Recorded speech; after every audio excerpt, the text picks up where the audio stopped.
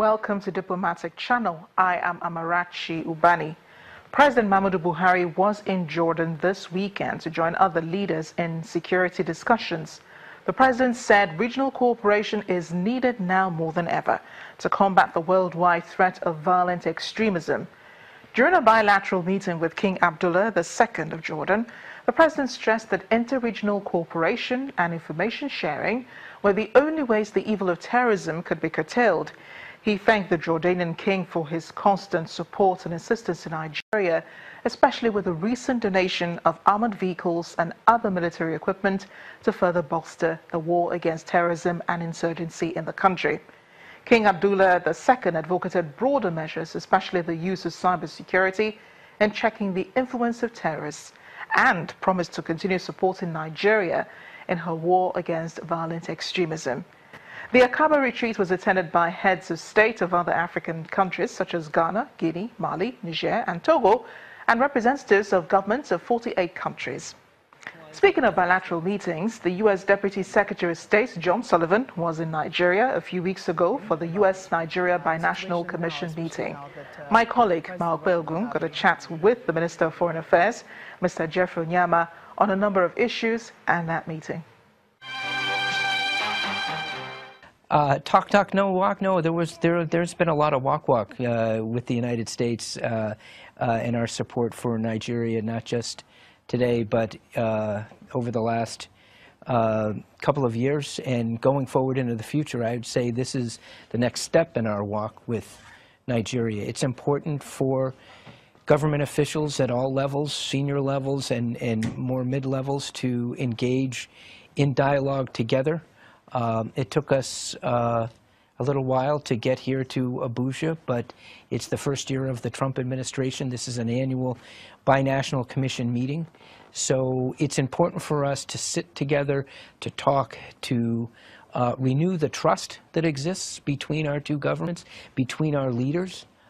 It's important for us to look each other in the eye, reaffirm the values that we share, our commitment to a shared future for both of our countries, cooperating on security, our economies, investment here in Nigeria. So it was a successful day.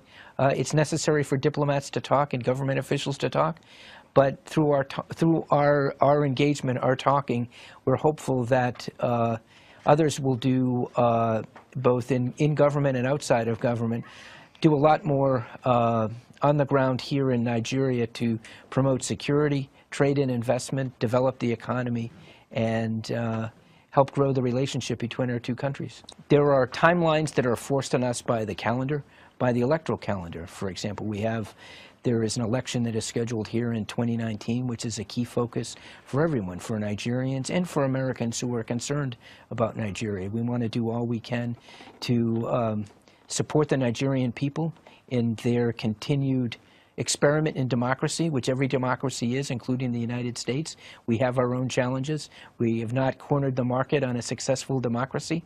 We're perfecting ours as we speak over 200 years.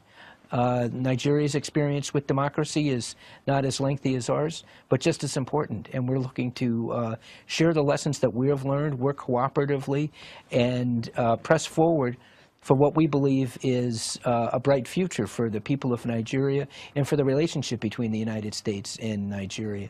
So there will be progress. I'm here. My presence here is a reaffirmation of our commitment to make progress in that relationship, not just talk about it. We haven't set firm deadlines for all of the long list of things we're going to do. That will depend on other parties and their actions. But our commitment is firm, and it's sealed in writing in that communique that we signed. So we're looking forward to doing a lot more work through our great embassy here, our mission in Nigeria, and in Washington. The U.S. government, from President Trump on down, President Trump has spoken to the President of Nigeria.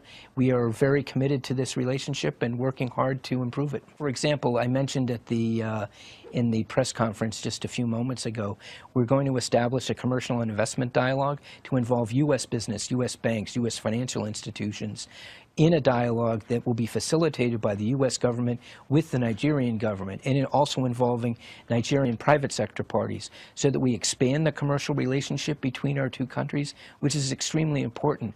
Our goal is prosperity for Nigeria, prosperity so that the young children of today who have been victimized by ISIS and by Boko Haram will have a profitable future for themselves, will have hope for the future, won't be tempted to engage in violent acts that are so destructive.